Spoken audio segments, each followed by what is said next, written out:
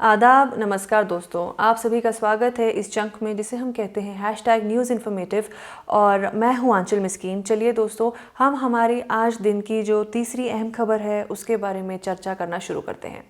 दोस्तों, जो हमारी ये आज की खबर है ये कल शाम से इनफैक्ट खबरों में, सोशल मीडिया में बनी हुई थी। दोस्तों, आपको बताते हैं हम जिस खबर की बात कर रहे हैं वो खबर बानेहाल से रजिस्टर हुई थी। खबर ये आई थी कि जो बानेहाल का सब डिस्ट्रिक्ट हॉस्पिटल है वहाँ एक बच्चे को पहले डेड डिक्लेयर किया गया, और डेड डिक्लेयर करने के बाद जब उनको उस बच्चे को, नवजात बच्चे को दफन करने के लिए लेके जा रहे थे तो वहाँ वो ज़िंदा पाया गया। दोस्तों, ये एक कितना हैरान कर देने वाली खबर है। And on the behalf of, अगर हम बात करें कि हॉस्पिटल एडमिनिस्ट्रेशन, तो ये एक बहुत शर्मनाक खबर है।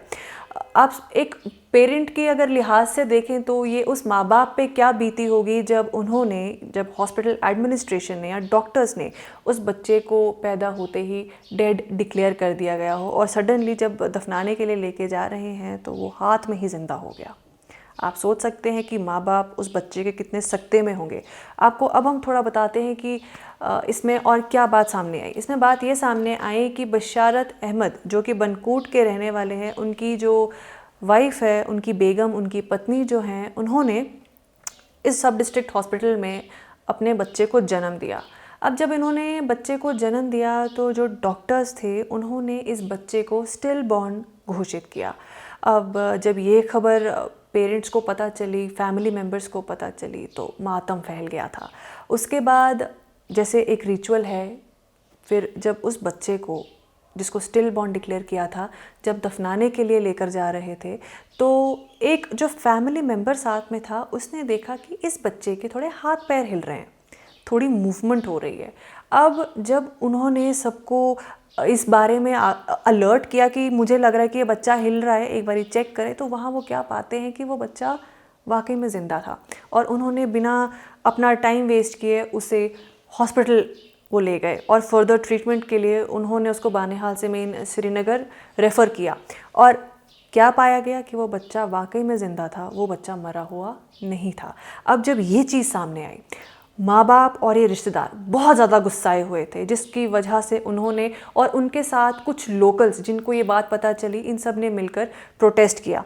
जब ये प्रोटेस्ट करने के बाद इनके जो हॉस्पिटल अथॉरिटीज़ हैं, ये बात फर्दर वहाँ हायर अप्स में जा पहुँची और उन्होंने इमीडिएटली कदम उठाते हुए जो इन्वॉल्व्ड 2 कर्मचारी थे हॉस्पिटल के, उनको सस्पेंड किया।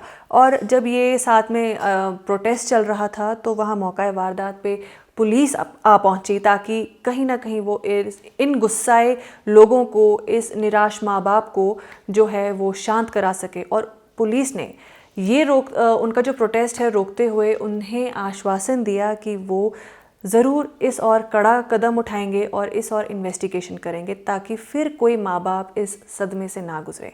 दोस्तों, देखा जाए कि तो हम जब हॉस्पिटल जाते हैं तो एक बड़े ही विश्वास के साथ जाते हैं, क्योंकि डॉक्टर्स वो एक्सपर्ट्स हैं जिन्हें हम कहते हैं ना, ऊपर वाले के बाद जो एक अहम दर्जा है उन्हें देते हैं। ऊपर वाले माँ बाप के बाद जिन्हें हम अहम दर्जा देते हैं वो डॉक्टर्स हैं, क्योंकि हमारी जान की हिफाजत करते हैं ये। हमें, अगर हम बीमार होते हैं, फटाफट से डॉक्टर के पास जाते हैं।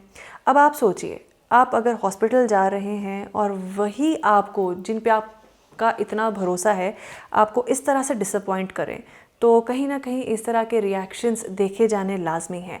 तो और वैसे भी एक हॉस्पिटल नेग्लिजेंस का ये पहला कोई किस्सा नहीं है। यहाँ कश्मीर से भी बहुत से ऐसे किस्से दर्ज किए जा चुके हैं। अब यहाँ देखना ये है, सवाल ये उठता है कि क्यों इस तरह की खबरें सामने आ रही हैं, क्योंकि एक इंसान की जान उनके हाथ में है, तो वो किस तरह से इसको इतना लीनियंटली और या हल्के में ले सकते हैं। अब देखना ये है कि अब जो ये इन्वेस्टिगेशन है फर्दर क्या होता है, या अब साथ में ये भी देखना ज़रूरी है कि क्या आने वाले वक्त में ऐसी जो खबरें हैं इनमें कहीं इजाफा होता दिखेगा या कहीं ना कहीं एक ग्राफ गिरता हुआ दिखेगा। अब ये सब डॉक्टर्स के हाथ में है, इन एक्सपर्ट्स के हाथ में है और इनकी सीरियसनेस के हाथ में है। तो फ़िलहाल दोस्तों, इसी नोट के साथ हम उम्मीद करते हैं कि हमें ऐसी खबरें ज़्यादा रिपोर्ट ना करनी पड़े। हम आपसे विदा लेते हैं और हम अगर कोई दिन की और ऐसी खबर हाजिर हो आती है तो या तो हम इसी तरह आपके सामने आएंगे या वादा करते हैं कि बिना समय गंवाए आपके सामने लाइव हाजिर होंगे। तो तब तक के लिए आप फ़िलहाल बाकी खबरों के लिए बने रहिए QNS TV के साथ और मुझे और मेरी टीम को दीजिए इजाज़त। नमस्कार।